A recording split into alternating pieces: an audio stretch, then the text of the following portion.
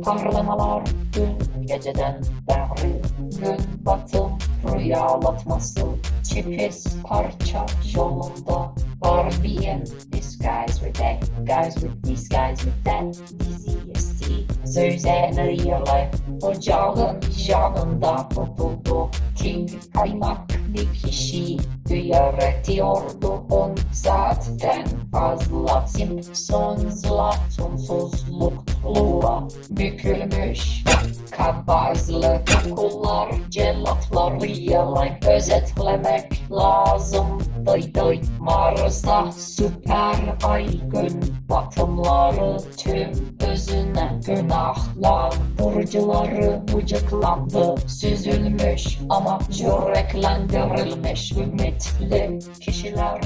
These guys with that, guys with these guys with that. Fakirli. If it was one of my children, I'd love all the time given to them.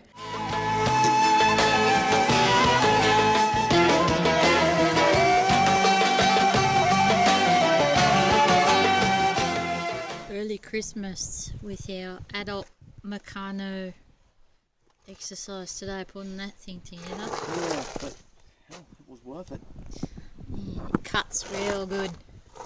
No burring at the moment.